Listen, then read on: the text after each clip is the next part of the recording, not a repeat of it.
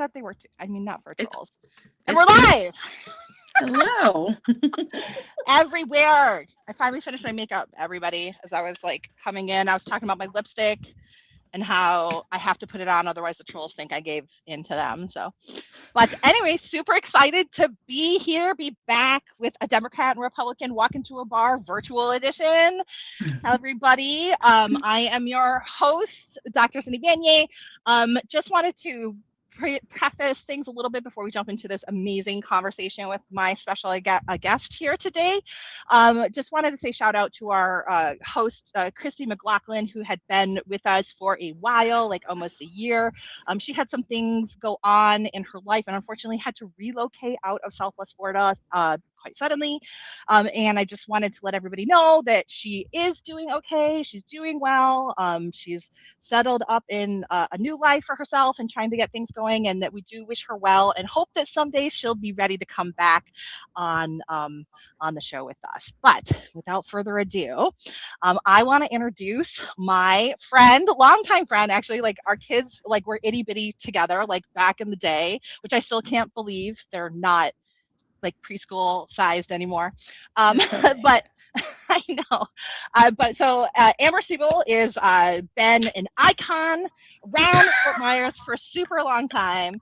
An She icon. an icon. She is. I'm gonna tell everybody why too.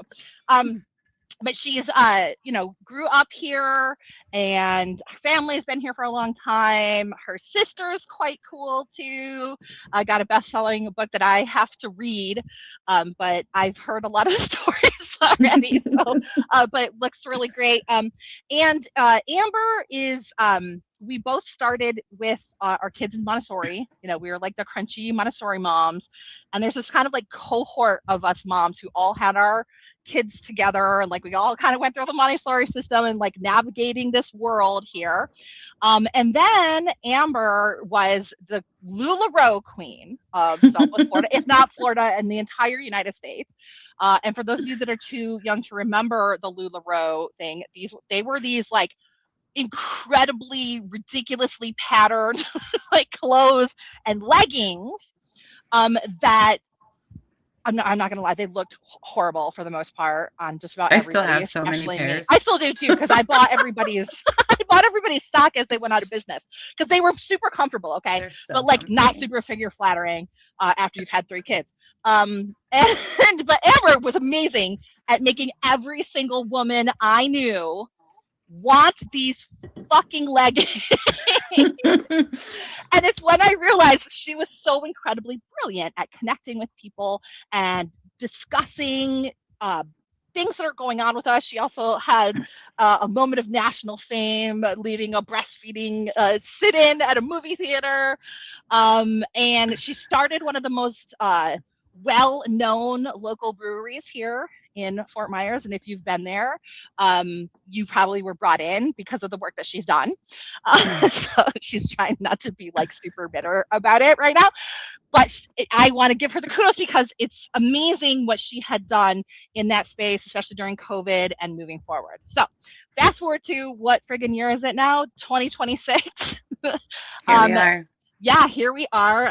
Amber is a successful and very impactful marketing professional around Southwest Florida. And she recently threw herself into head first, as she does, the school board races and kind of talking about a lot of the things that have been happening with our kids' schools. So I hope that was like a decent enough introduction for Amber, Perfect. but I'm going to throw it over to you, Amber. Tell us a little bit about yourself and like what's going on in the world around you and why you agreed to do this with me. Absolutely. So I am, I will just say a serial entrepreneur that has, some undiagnosed ADHD that finds herself often launching new projects based on need.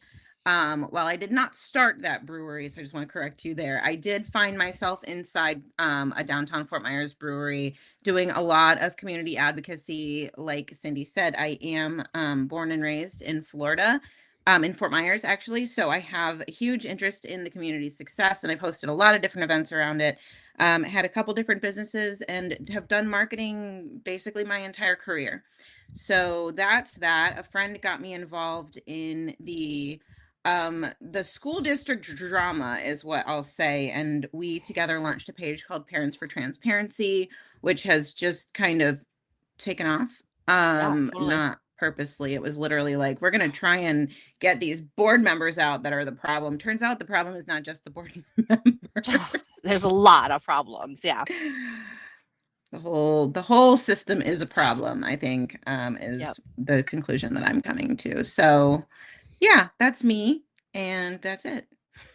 Yes, good. So, I thought it was really cool. So Amber, because she's been this serial entrepreneur, mom, all this other kind of stuff, and like I've been following all the really cool stuff that she's done all over town. And we connected over, whatever, everything kids and community over the last, whatever, 15, 16 years, how old are ever older friggin' kids are these days. Um, and we really didn't talk politics that much because I mean, I guess it was like mommy circles. We were in like mommy time and all that other kind of stuff. Yeah. And also Yeah. like I don't know, just like back in the day, it wasn't such a hot topic.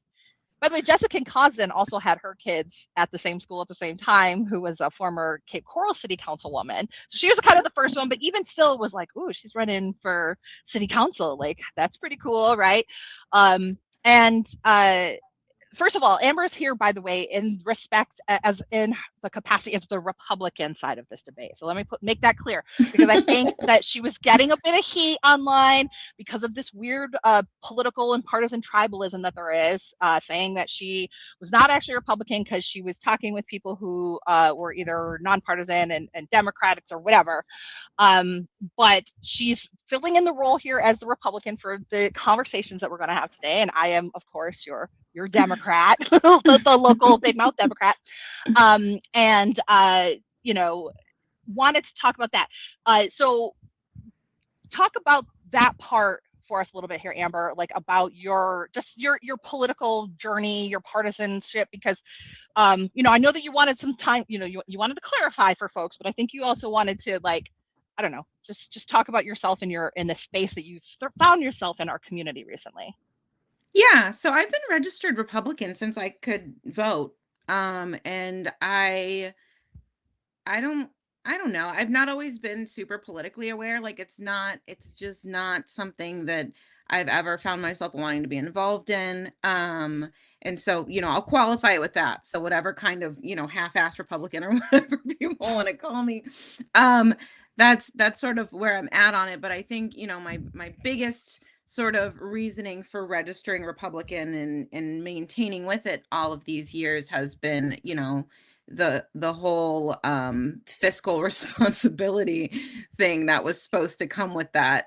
And I think, just to be fully transparent with everyone, because that's my nature, I don't know if I'm still a Republican, right? Like I lean towards, in large part, a lot of Republican ideals. Like I believe in, oh my God, medical autonomy and the ability to make your own choices with your health. And I don't even know if I should say this.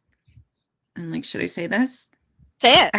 I will just say I have certain views on vaccination um, that are more Republican leaning. And then there's also the whole like COVID thing, which will probably get me a lot of flack. I think this is streaming for my whole social media to see. But I was very, very passionate during COVID about what those shutdowns were going to do to businesses and was experiencing it real time with the brewery. And so I wasn't here for it. I didn't think that masks were effective. I thought the flattening the curve thing was ridiculous because by its very nature, it flattens a curve and it prolongs a curve. And so it was like, nothing made sense to me in that entire fucking situation. I'm sorry. It's just how I feel about it. And that for me was like, those were the things, right? Like those were the things. And then, like, I don't have any problems with anybody being gay.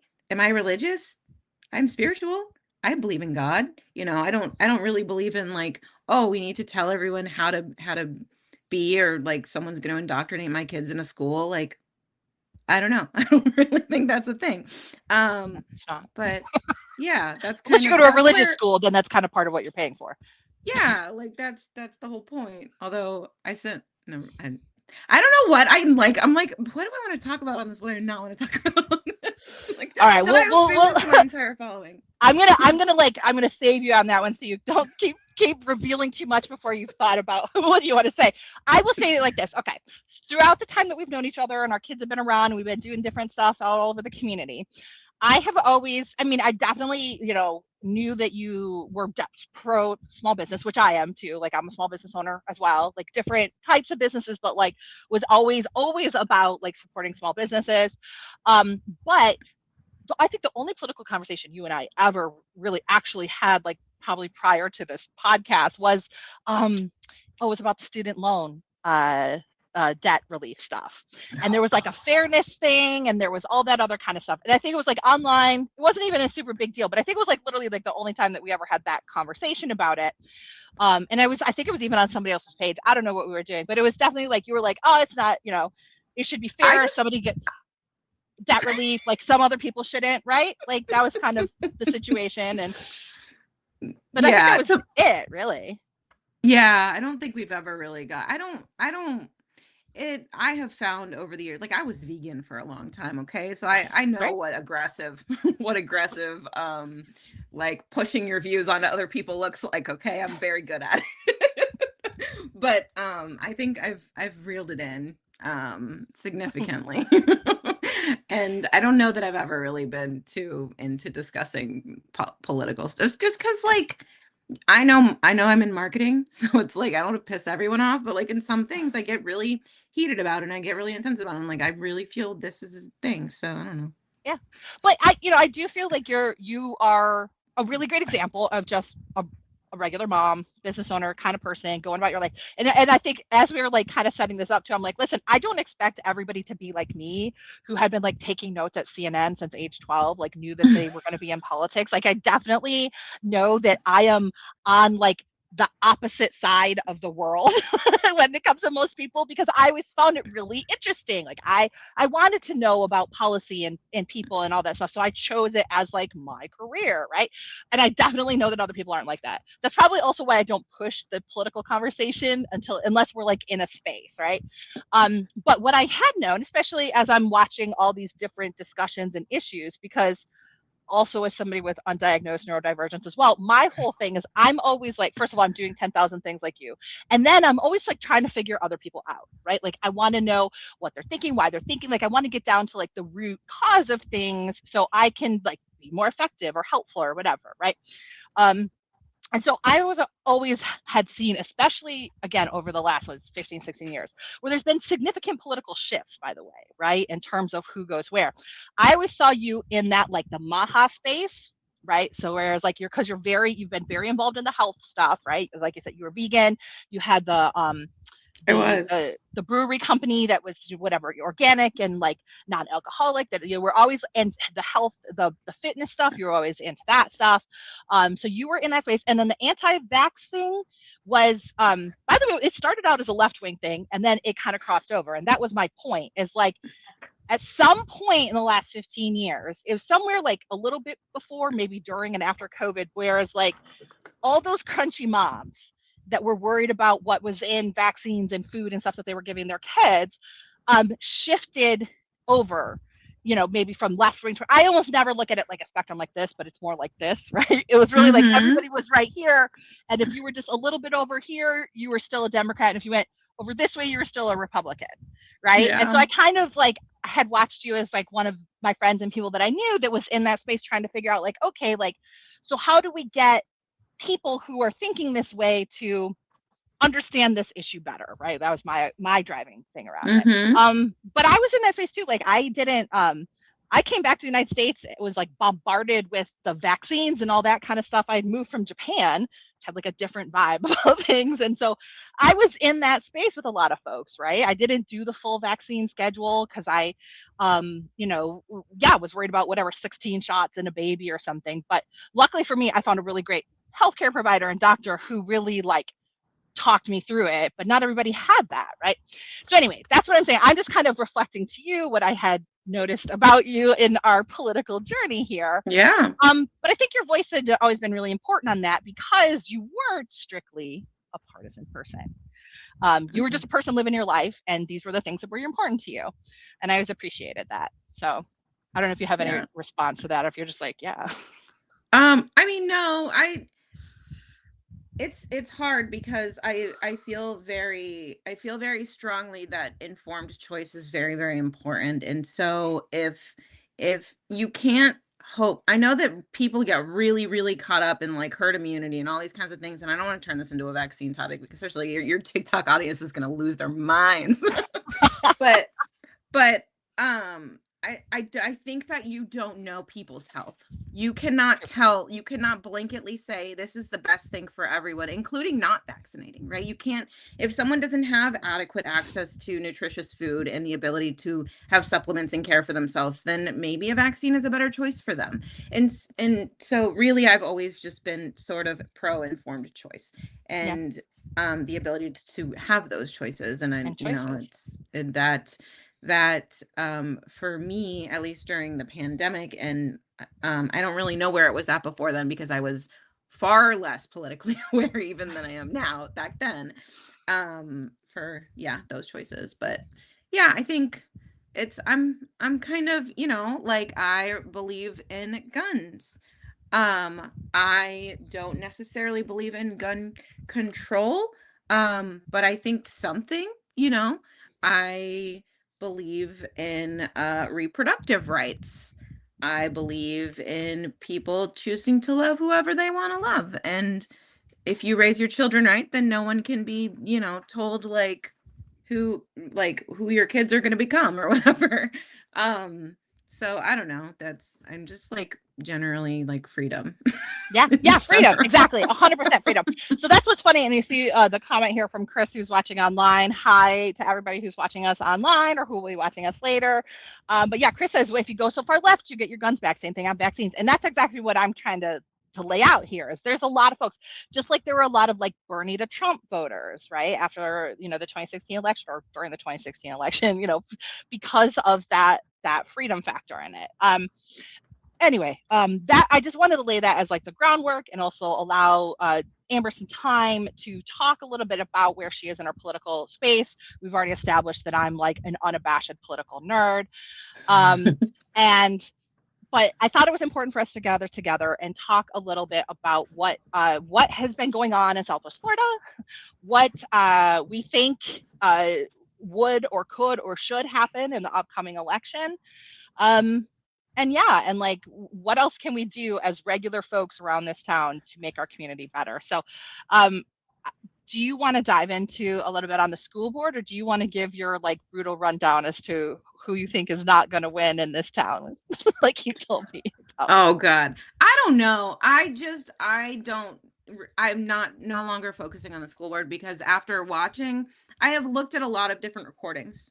And I've seen a little bit about how the school board works and all of that. And it seems to me that unless you intercept it long before it reaches those school board meetings, that they're not doing anything about it. Even if they care, even people like they care.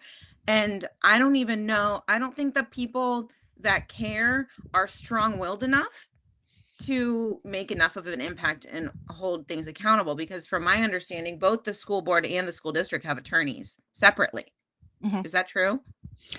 I think I don't actually know that. I think that there is the school district attorney, and they're the ones that advise them both. But I know that there's more than one attorney in that attorney suite. So Oh yeah, we looked at those budgets. From my understanding, there's 3 on the school district side and 1 on the school board side. But maybe I that mean, one's like an overarching one. I don't know, to be honest with you. But it's hopeless to me. It's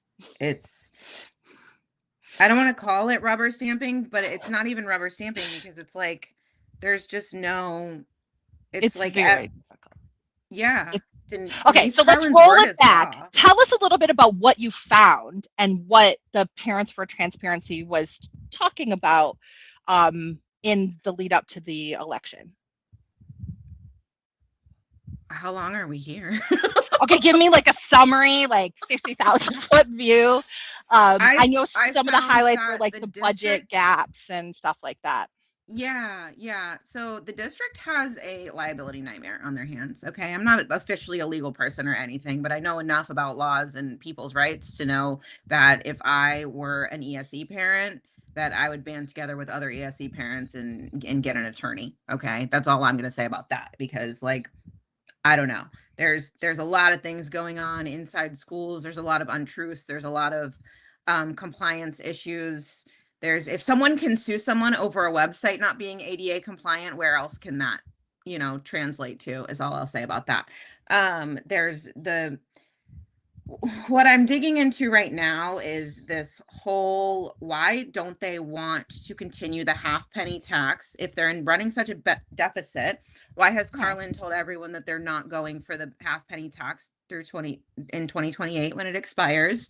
I have a whole conspiracy theory around that, and around the fact that they want to just take the whole capital fund and just, like make it rain on for everyone's private interests. I think that there's issues coming down from the state level. There's issues coming from local political corruption, and all of it is just parasitically siphoning all of the funds out of the classroom. Whether that's, it doesn't matter who your student is, we're losing money. And so in an effort to recoup that money, it appears to me that they're taking this sort of like this tech incentive route. So there's all these like new incentives that the state is coming up with for like economic development associated with technical schools, right? So they started to funnel tons of stuff into that. And yeah, like that's the long and short of it, is just like they're just stealing your tax dollars. So like those of you, the guys that are like worried about like, oh, if I vote for, property taxes to be lowered, then like they're going to have less money, bro. Like they need to have less money. They need to have less money so that we can symptomatically see the real issues of what they're doing. And then like, you'll know, you know what I'm saying? All right, let's dive in on that, because I know that there's another thing that you were talking about online with that. So so Amendment 3 is the property tax. I guess it's technically an increase in the exemption for the homestead tax, to be factually correct about that. It's going to be on our ballot here in the fall. Okay. And it's been a very interesting road with this one. So first of all, it was put up by the Florida legislature. So it passed through the Florida House and the Florida Senate. Ultimately, then it was passed by Ron DeSantis. But in order for it to actually be implemented, it has to go to the voters, and it has to face a referendum of voters in the state of Florida. And I would have to double check, but if it follows along with other kinds of amendments, it has to meet a 65% threshold in order to become law and incorporated into the state constitution in the state of Florida. This is an issue that started out like really super popular, because who doesn't want a tax cut, right? Like everybody's like, yeah, absolutely. It had like 80% approval rating when people were first talking about it. As things have progressed here, the approval rating is like almost 50-50 the last time I saw any polling on this, mostly because there was increased discussion around what is going to happen to local budgets. Municipalities started pushing back, saying, hey, this is going to affect our water and our fire and all this other kind of stuff. So maybe we shouldn't do it like this, was kind of the discussion of where it's at. So this is something that's on our ballot, and everybody, like Amber said, should be making an informed choice on it. Amber is for the pull the funding and, like pull up all the drywall and like look for the foundation, which is an approach. I am worried about the Amendment 3 passing, because for me, what I see this as an ability for the governments to continue to fund programs that people rely on, because they're not likely to stop funding the things that go to their friends. And I think it's the regular people who are going to lose. It's our sidewalks, it's our parks, it's our fire, our water costs are going to go up, and all that kind of stuff, as well as make a case for certain things to be privatized, which again, in my opinion, is a transfer of public wealth and public assets to private coffers, which I personally have a problem with. So I'm somebody who does not think that Amendment 3 is a good idea, because the wild card is we don't ultimately know what the local governments are going to do with it. And I'll throw on the fact that it's basically going to cause, especially rural counties, to completely go bankrupt, and then essentially becomes wards of the state where they cannot function independently any longer. So I'm a little bit worried about the power consolidation that will happen in Tallahassee behind that. But Amber, you had some additional concerns about this, and I think I saw you talking with Fort Myers Mayor Kevin Anderson about this. Do you want to tell us a little bit about your thoughts around that? I think Have you ever lost everything? Yeah. Like you were really taking yourself down financially? Yeah. Like right now. I that was me in like when I was getting divorced. I Yeah. lost everything. I'm just Um continuing that trend. It's um no, I think you really have to hit a bottom before you can come back up and before you can really, really learn hard lessons. And I think that's especially true for men. I think women are a little bit more intuitive, and I think men really have to just hit the complete bottom before they'll see what they've done. And I believe that until people really see how bad it can get and these people are not taken out of power, that they will never be taken out of power because people are complacent. And so I think if we take the additional funds away from them and they no longer have them and they continue to spend them like shit and people start to ask, well, really, now that things are really being cut, like when did they start asking questions with the school board and the school district when they wanted to cut the arts finally an elementary school where there are a lot of powerful parents there. And so I believe that it's not until we start to see exactly how the government is spending its money that we will say, okay, we're ready to elect different people into these spaces. And then maybe a Democrat gets elected. But until then, until we pull it all, until they lose money and they're forced to be held accountable and choose the infrastructure and go against the needs of the people or themselves, that's the only time that I think at least that'll happen. I'll say like it's not a bad theorem. Like I'm with you in like, yeah, like let's make them pay. I guess I'm just worried about all of us being drugged down with them even further, right? Because they're they're stealing so much of our money. Like I look at this kind of stuff, and I think we're on the same wavelength with this. Is the corruption and the handouts to different groups of people? With the school board, it's we have Denise Carlin who came in, and she has a political consultant named Terry Miller who's runs almost everybody who's on the school board's campaign, everybody on our county commission, and every single state elected official that we have in Southwest Florida. He also is a development lobbyist for the country and the state's largest lobbying firms. And he has actually visited our county commissioners as a registered lobbyist, even though he's their campaign manager, right?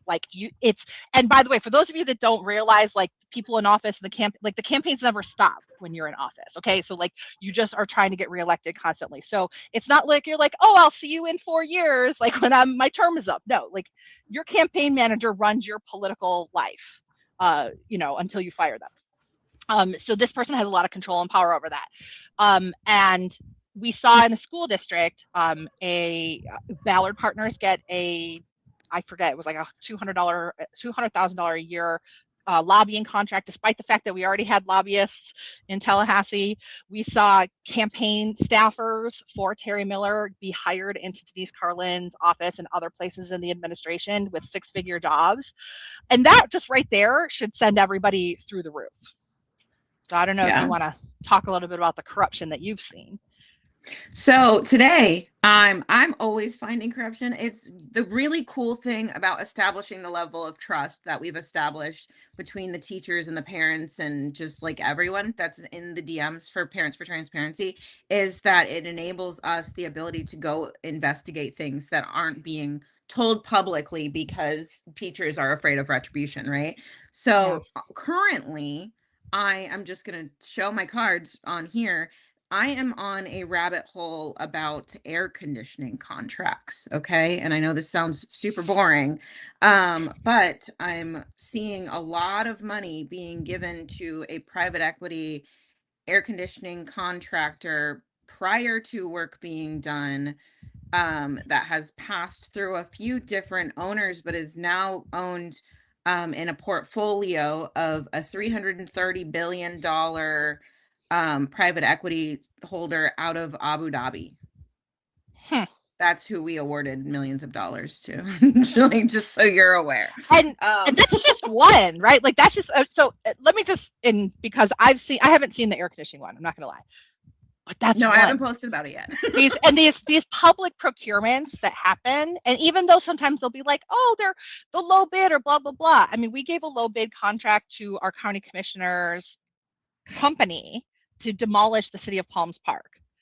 Okay, like, which I find that's like textbook corruption. Like, if you look up, like, even though city and county, they're different, but like, you shouldn't be able to flex your might as a local official anywhere in that area to get a contract. And that's not even the first one. He also got a contract to demolish the all of the housing authority of Fort Myers houses. So the South Street ones, the ones off of Boy Scout, those were all hunched. Those were millions of dollars that were given to a county commissioner's company because they were low bid or whatever. And a lot of the times they're not even getting bids. Yeah. So a lot of these I'm seeing from my research are piggyback items. So they're not getting bid out. Yeah, and they're not public. It's not a real true public transparent procurement process. And I have a huge problem with that. I've also heard, have not dove into, maybe this can be Amber's future project or mine one night when I'm up. Like, don't give me more projects. There's also some things that I have heard about our water supply here in Fort Myers. So if you're in the city of Fort Myers, you have City of Fort Myers Water. Lee County has its own water processing plant. Apparently there's been some talk about like how Fort Myers City should actually switch to the Lee County one. It would be more efficient, blah, blah, blah. There's something about like the way that we put the chemicals in the water or the chlorine or whatever. I don't friggin' know all the ins and outs of it because I'm not a water scientist person, but like that was always the reason as to like why we can't switch our municipal to a county-wide and just kind of include it. But then somebody who was on the inside told me that it had to do with who was getting the various contracts to run these public projects. And this is why I'll loop back to one of the reasons why I am so against these privatization public project kind of things, right? Because if we have a public water supply, that should be a public good. It should be run by the public through our tax dollars. That's why we share the tax dollars. When we do this like quasi privatization kind of things where you have like a specialization, because like how many firms do you think around do that, right? Like not many, like not enough to create the market conditions where people are going to be competing for good prices, right? It's like a quasi privatization. So we have these vendors that are very specialized. They have relationships with the people who are elected, who are making those decisions. They pay into their campaigns. They have additional lobbyists in there, and it's just a sick little cycle. And so my solution is to work on kind of bringing back into the public light all of these different kinds of public services that we have. So that's my solution. Yeah, I mean, I'm no economist or expert at public works infrastructure for sure. But I do know that, task specialization is a thing. And so if we don't have the ability to create infrastructures to have, our own contracted services for all of these things, then it does make sense to sub it out. However, I think it needs to be a competitive process. I think that it needs to be transparent. If one person is always the cheapest one, because they're the biggest one, then that's definitely a monopolization. But and to me, it's not ideal, but it's better than funneling money out to somebody that owns a private equity firm in a different company, because it's like, how many other small local businesses would love the contract to service that and would love to grow, with those dollars. So like, I have a little bit of a different but same lens on it, I guess. Yeah. And I can value that too. And I think there was another thing that we were both commenting on earlier today too, about the local economy too, about like, if we're going to be, having local contracts, great. Okay, let's have local contracts. The local money comes in and it circulates through the economy. It's one of the reasons why I've always been a big proponent of small business and small business support. And for those of you that don't know, like how much of a dork and nerd I am about this, I've published on this. I've published on community-driven economics. I've published on it in Japanese. For those of you that can read, I can send it to you. And it has such an economic impact. I've actually trained government officials, like local government officials from around the world, on how to develop policies that will support local business and keep the local incomes in there. This is what keeps households afloat. This is what keeps communities and neighbors afloat. And I think that's a much better investment than, say, for instance, a baseball park, or paying millions of dollars to bring a CEO and a company that's going to file bankruptcy. I'm not talking about Hertz. I am talking about Hertz, to this area, right? Or just like all these kind of like big pie in the sky economic development things that spend a lot of money to bring in for these big bang things. But actually, if you want to use the City of Palms Park as an example overall, right? So City of Palms, we paid for that. The City of Fort Myers paid for the City of Palms to be built. We debt managed it. Okay. We were only finished paying it off, even though it was built in like 1994. We only finished paying it off in 2022. 2022. It's 2026 and we're knocking the fucking thing down. Okay. So we've only owned it outright for 4 years, of which we have to pay our friends to knock it down, though. And we got to pay our friends to knock it down, right? So who had that contract? Oh God, I know, right? So it's like, so there was a lot of money we paid for them to come here. And yeah, listen, it's cool. I like baseball and stuff, but like I'm just fundamentally against the policy of giving billion-dollar corporation subsidies. Like, I think that sucks when we could be giving our neighbors, when a $10,000 city-backed loan to open a storefront downtown will go a huge difference for a small business that will keep our families afloat in this area. And I've literally done the research on it. Everybody, just please trust me that I have. Like I said, and if you want to read the Japanese version, I'll give it to you. But it makes such a big difference, and that's why I think that we just have to rethink about where those dollars go. And so, the projects that you've been doing to find out where those dollars go, I think make a big difference, as well as your fantastic ability to tell the story of it, because that is where I'll throw all the rest of my fellow Democrats under the bus, where we suck at telling the story. So talk a little bit about that, like, or how valuable did you find it through this experience, the ability to tell people what's going on and shine a light on it? In marketing,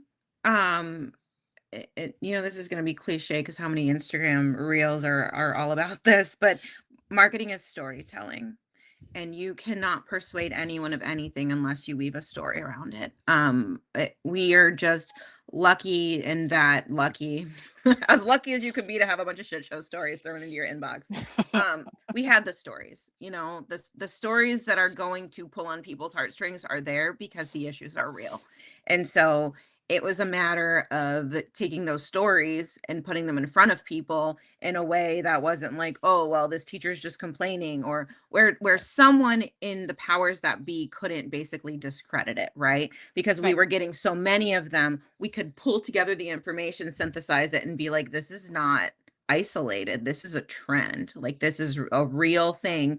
And then, with the power of, as much as some people might hate it, AI, we were able to send agents out to canvas board documents, to canvas the YouTube channel, to get transcripts, and then pull agenda items that were discussed and say what was said about them, and all of these different things to understand. And I truly believe that without AI, we would not be able to do the level of call out that we're able to do right now, because the manpower that would be required to do all this research is exponential, exponential.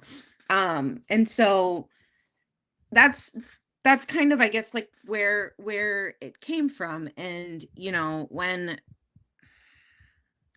change needs to happen inside an organization, you see that in things like customer reviews and bad posts on Reddit and bad posts online and all of these things. But when the organization is a school district that has exponential power to silence the people that might speak up, or to gaslight them, or to misdirect them, or to use all these different techniques to convince them that it's not real, or like they're handling it, they're not really handling it. that's the power that they held. But what they're not realizing is in very real time, just like a crooked organization or even crooked small business, the stories are coming out. And until Yeah. you fix something from an infrastructure perspective inside the system, the stories aren't going to stop coming out. Yeah. Well, I mean, I think it's important. And I think one of the things that I saw from the school board discussion too was the juxtaposition between here's what the official line is from the school district, the school board, the administrator, blah, blah, blah. And like, here's the reality, right? I think the one that was like the most poignant was about the teachers being fired, right? And how it was like, oh, the teachers aren't actually being fired, but there's like 435 teachers that are like out and paraprofessionals that were like out of a job, and and then they're actually speaking at the school board meeting about how they've been fired, right? Like, and that one, and it was so heartbreaking too to see people who had dedicated 10, 20 years of their lives suddenly just like not having a job anymore. Yeah. You saw that them stuff, them right? seeing those non-renewed positions as not cutting staff is a microcosm of the reality of their entire culture. Like, you don't view your non-renewed contracts as like you cutting human beings. That's a problem. Okay, it is, I like to call it like the Office Space mentality meets like medieval guillotine. Because it's like they basically treated everyone like a number. And Yeah. you can do that when you have the luxury of a massive workforce to pull from. But what we've seen is they're literally actively turning people away from the entire like education. I've spoken to so many educators that are now inside corporate jobs, a lot of them at Gartner for whatever reason, because they actually Because like it's the only award other place to work around here, unless you go something. to Lee Health or the county. Well, and we know how Lee Health treats their staff. I have no problem saying that because I've talked to a lot of nurses, and there's a reason that bill that DeSantis signed in that high school, it was teachers and nurses, and I have no issues talking about that, even as a Republican. Mm. Anyway, I'm gonna But be yeah. like, why did I stream this to my feed? Well, listen, we're having a good conversation, like, um, but well, listen, people's jobs, and let's put a frame around this, okay? Because I'm also poking on something that I think is important for us to understand here in Southwest Florida, and it does kind of feed back into the Amendment 3 thing. Our largest employers in Southwest Florida are public entities. And Lee Health is like public and now it's private or blah, blah, blah, blah, blah. Okay, whatever. Okay. They're still kind of in that. The school district and the county are then the next largest employers. And even Gartner and a couple of these other big employers, Hertz, like, they do not compare in the numbers that those entities do.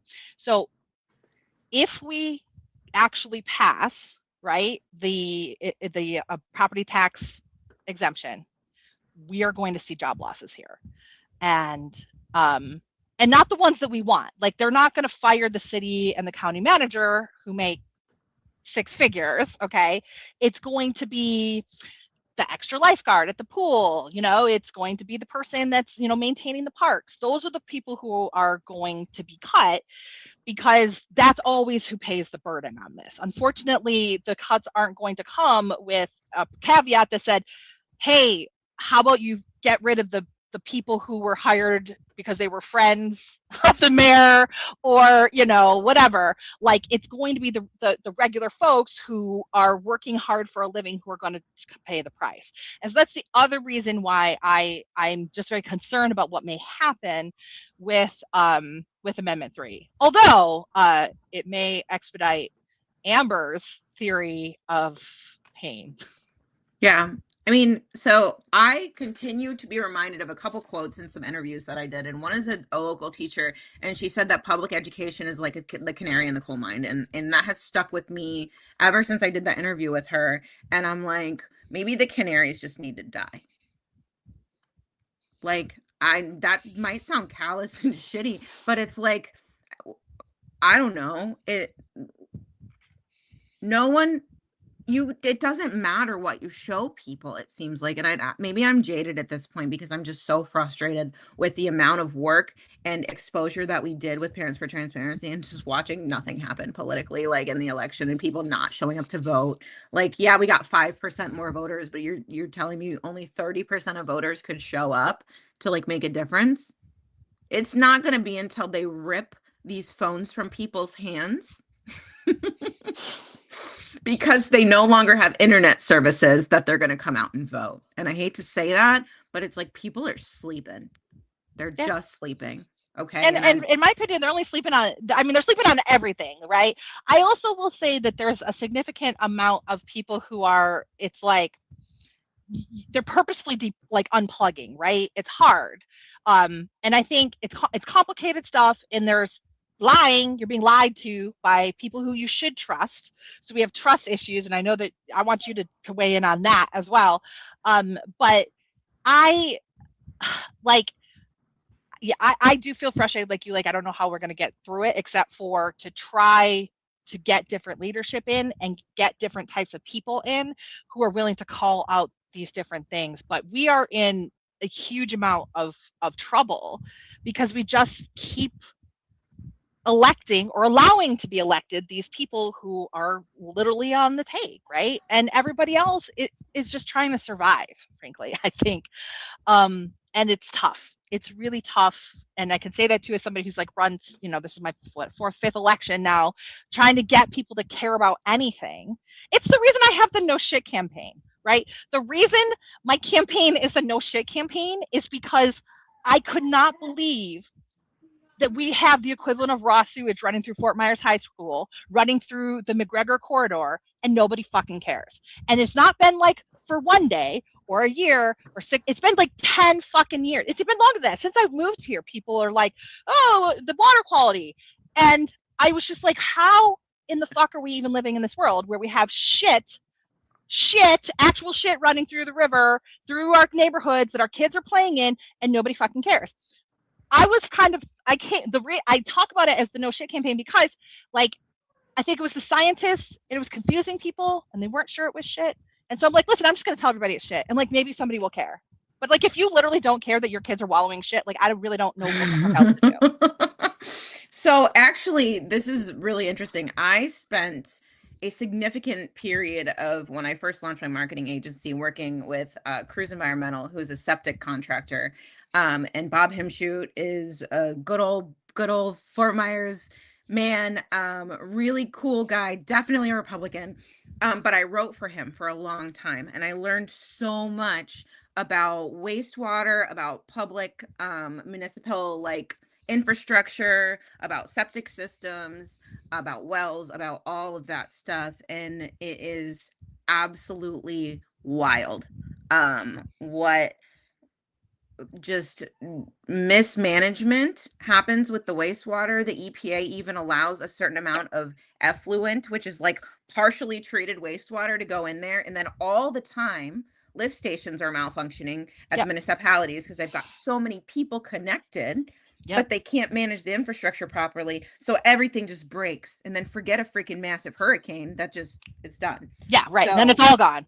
That's a whole thing. Anyway, sorry, we were no. I mean, no, but it's it. I mean, that's it. Like, I guess I just got so exasperated because I mean, listen, and there's a multitude of issues, right? There's the school, there's this, there's the no bid contracts, and the hunch, and all. There's more, right? But I just finally was like, I landed on the shit because I'm like, if we can't get the shit out of the, if I can't get people to care about this, like, I don't know what else to do. And so, and like, also kind of to your point, like, why else are we having a government? Like, if, like, what are we getting out of it if we can't even not have shit in the water? Like, that's the whole point of having a government, right? And if we can't even get that, maybe just fucking burn the whole thing down. I'm just saying. All right, Amber, you've convinced me. I've come around. Get rid of it. It doesn't work. No, I significant reforms. I'm still in the reform category, but like, let's loop back to the trust thing, because I know that you were kind of poking on this as well. I think you made some comment about like there's like no way that you can rebuild that trust once it's like so significantly damaged. I think that's why you were saying that you are in the like let's strip it down and move forward. But like tell me a little bit about some of the lessons that you've learned about the government trust through this process. Okay, so I'm gonna round it back with marketing. Okay, when and I think I touched on this a bit. When trust is, we'll just refer to the government at large as an organization, right? When an organization no longer has trust with its customer base, they have to like figure out a way to rebuild that. But oftentimes they'll go to like reputation management, right? So they can get, like Google reviews removed and things like that. They can get things pulled down. They can do counter campaigns, like PR campaigns where they do like crisis management, right? Which is what the school district is doing right now, which is with their partnership with Wink News, with their partnership with, Carlin did the Peter Bush interview. That was all fluff.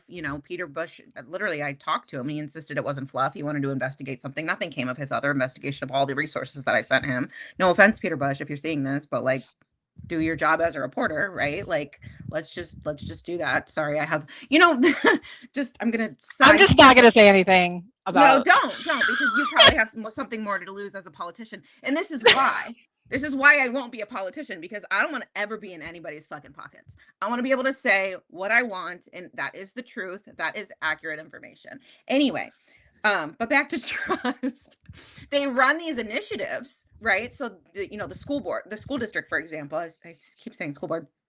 The school district has all their schools now marketing, but their product is shit. Their infrastructure is shit. The trust is broken.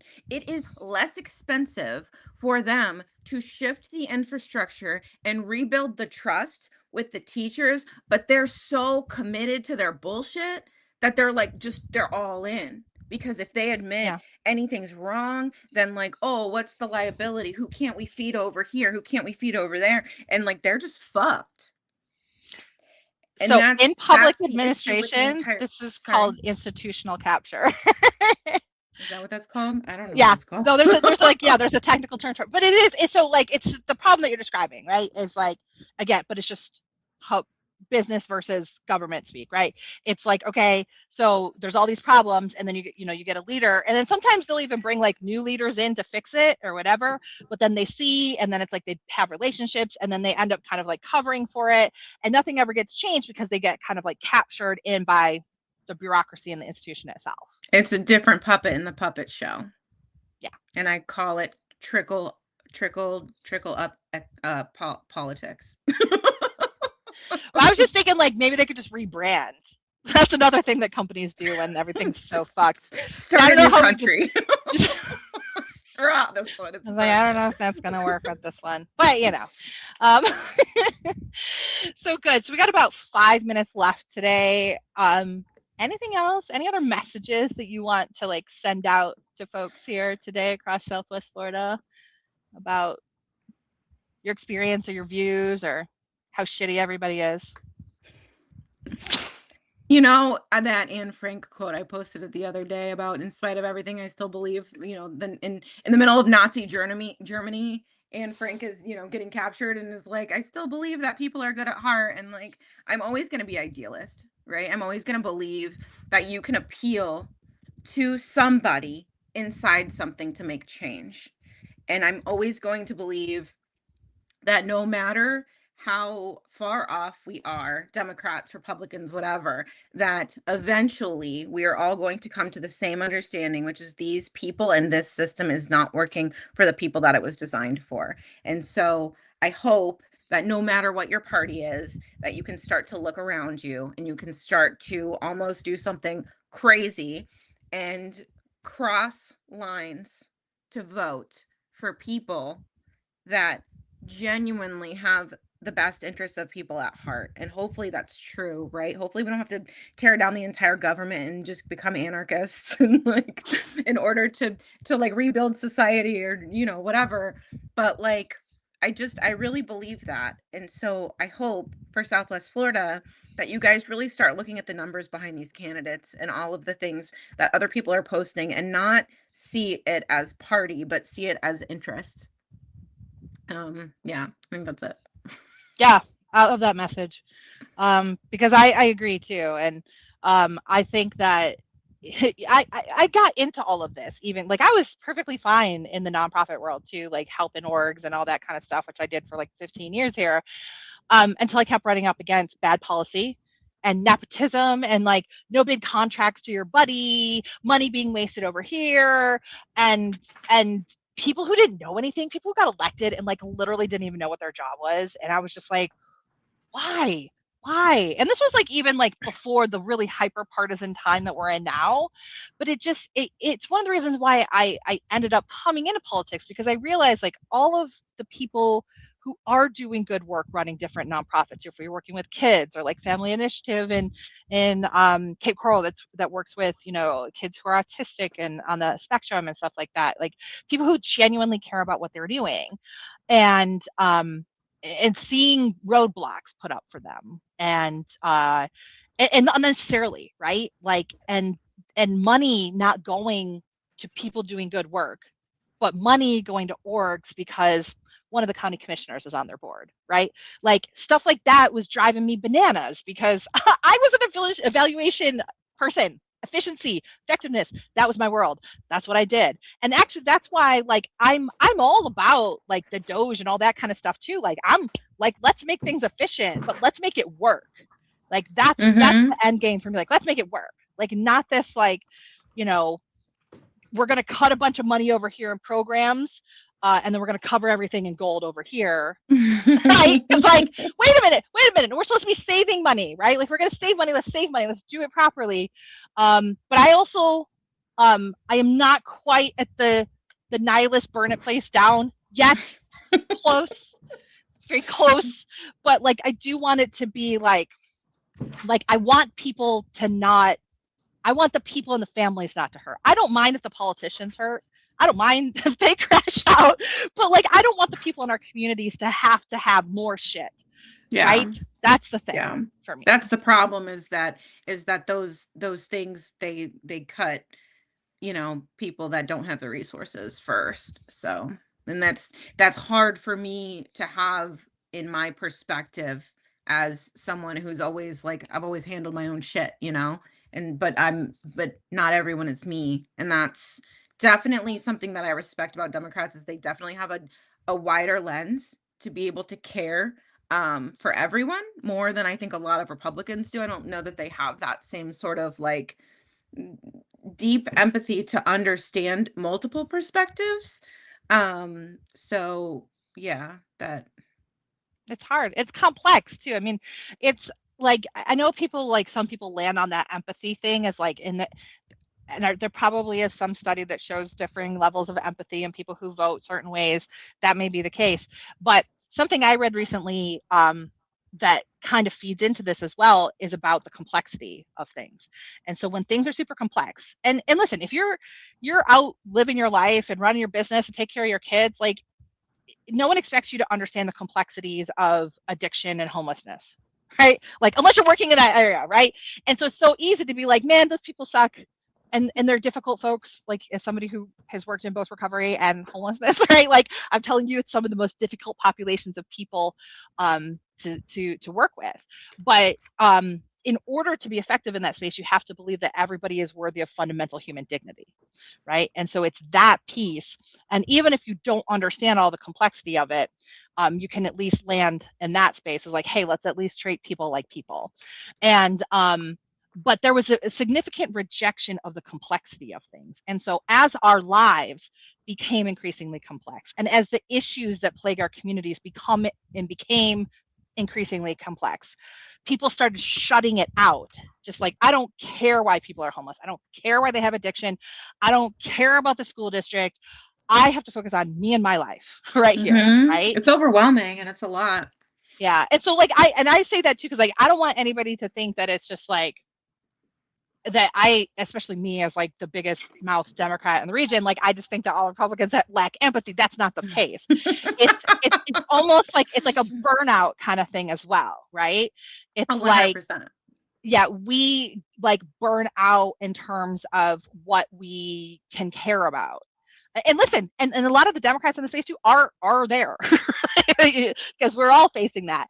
But it's when we didn't have the ability, and once the trust was broken with the government and like really continued to be eroded, it was harder for us to trust that the government was going to address the complexity on our behalf in a way that worked, right? Mm-hmm. And so I think that's kind of, and I know that's probably a complex way to describe things, but it's more about just like how complicated life is, and then to say like Mm-hmm. individual people are good and or bad for voting a certain way.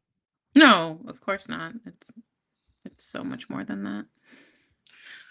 Well, this has been fun, Amber. So I appreciate you Yes. so much.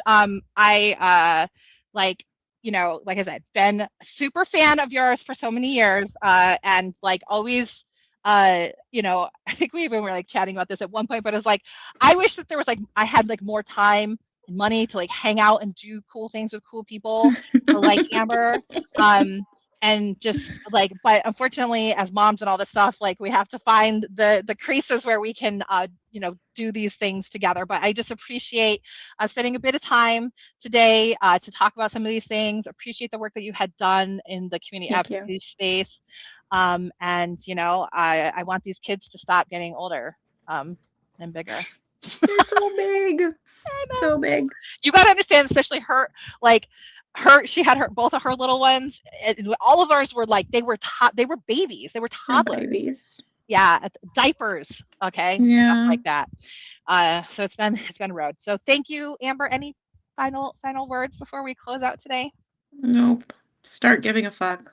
Start giving a fuck. I love that too. That was, like I said, that was the second runner-up in for I'll my take it for campaign you. slogan. All right. Thank you so much, everybody, for joining us here today for this special episode of a Democrat and Republican Walk Into a Bar virtual with special guest Amber Siebel. I've been your host, Dr. Cindy Banyai. If you enjoyed the show, I do hope that you will help us keep the lights on literally here at Big Mouth Media. You can go to our website, bigmouthmediafl.com, to the plans and pricing page, and you will get access to all of our videos and the podcast directly mailed to you, and you can help support independent media here in Florida. So that's bigmouthmediafl.com. And if you're listening wherever you get your podcast, please like and follow us and leave us a review, because that will help us reach more listeners. Thanks so much. We'll talk to you next time. Bye-bye. Bye.